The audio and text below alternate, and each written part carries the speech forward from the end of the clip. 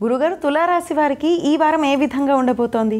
తులారాశి వారికి 5 గ్రహాలు దివ్యంగా అనుకూలిస్తున్నాయమ్మా.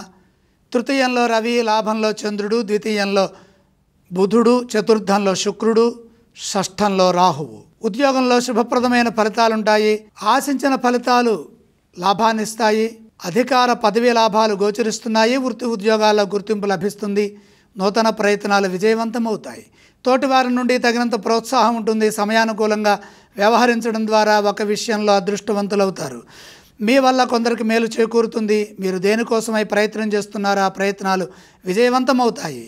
మంచి బుద్ధి బలంతో అభివృద్ధి కోసమే పనిచేయడం ద్వారా వ్యాపారంలో కూడా లాభాలుంటాయి. 2వ రాశిలో ఉన్న బుధుడు విశేషమైన శుభాన్నిస్తారు. తెలివితేటలతో వ్యవహరించి సత్ఫలితాలను సాధించండి.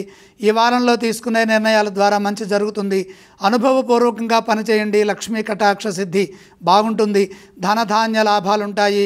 యోగాలు అనుకూలిస్తున్నాయి. ప్రతి విషయాన్ని సావధానంగా ఆలోచించి మంచి భవిష్యత్తుని సాధించాలి.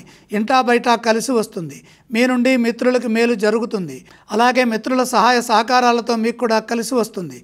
కుటుంబ సభ్యులతో కలిసి ఆనందించే అంశాలున్నాయి. తులారాశి వారు ఈ వారం ఎటువంటి స్తోత్రాల్ని పఠించాలి? తులారాశి వారు లక్ష్మీ ధ్యానం చేయడం మంచిది. తులారాశి వారు ఏ ఏ ఆలయాలను సందర్శిస్తే శుభ ఫలితాలు కలుగుతాయి?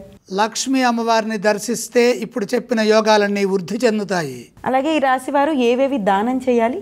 5 గ్రహాలు సహకరిస్తున్నాయి కాబట్టి దానాలు అవసరం లేదు.